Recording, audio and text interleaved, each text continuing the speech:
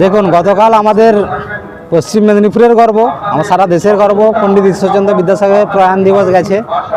তাছাড়া গতকাল আবার গুরু পূর্ণিমাও ছিল। তো সেই শুভ দিনকে সামনে রেখে আমরা আজকে এইখানে এই সুবলা কোল্ড স্টোরেজ যে আছে, সেই কোল্ড স্টোরেজের মালিক অসিত মান্নার আয়োজনে, উদ্যোগে, আমাদের সকলের সহযোগিতায় আজকে একটা রক্তদান শিবিরের আমরা আয়োজন করেছি। কতগুলো ক্যাম্প এখানে এসেছে? এখানে আপাতত 3টে ক্যাম্প এসেছে। ঘাটাল থেকে এসেছে, আরামবাগ এসেছে, বর্ধমান এসেছে। এই তিনটে ব্লাড ব্যাংক থেকেই টিম এখানে এসে উপস্থিত হয়েছে। কত টার্গেট আছে রক্তের? আমাদের টার্গেট আছে 1500। আজকে 1500 জন রক্তদান করবে এই টার্গেট আছে। মানে এখানে যে ক্যাপাসিটি আছে তাতে 1700 জনের রক্ত স্টোর করা যাবে। তো আমাদের টার্গেট মোটামুটি 1500। কিছুদিন আগে ঘটনা আপনি শুনেছেন যে প্লাজমার হিসাব পাওয়া যাচ্ছে না, প্লাজমা বিক্রি হয়েছে, এই বিষয়টা নিয়ে কি বলবেন?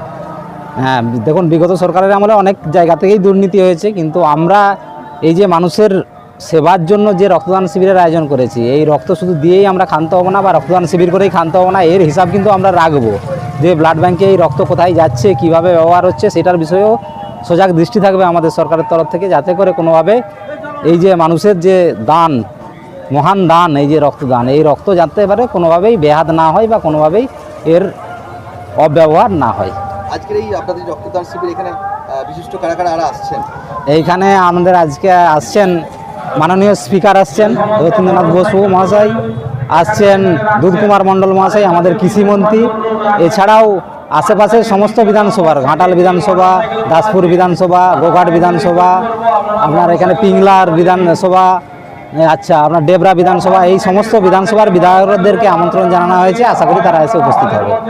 এখন শেষ প্রশ্ন করব, একদম সাধারণ নাগরিক বা নতুন প্রজন্মের যারা ছেলেরা আছে, এই রক্তদানের বিষয়ে তাদের কি বলবেন, কি বার্তা দেবেন?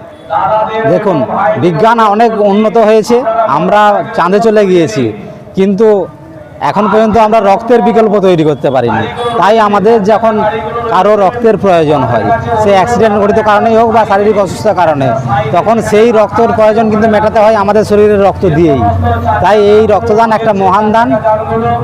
আগেও রক্তদান হয়েছে, তো আমরা যুব সমাজকে আরও আগ্রহ করব যে তারা যেন এগিয়ে আসে এবং এই যে মহান রক্তদান, এই রক্তদানে তারা নিজেরা অংশগ্রহণ করে, নিজেরা সুস্থ থাকে এবং একটা সুস্থ সমাজ গড়ার জন্য তাদের যে অংশগ্রহণ, সেই অংশগ্রহণকে সুনিশ্চিত করে।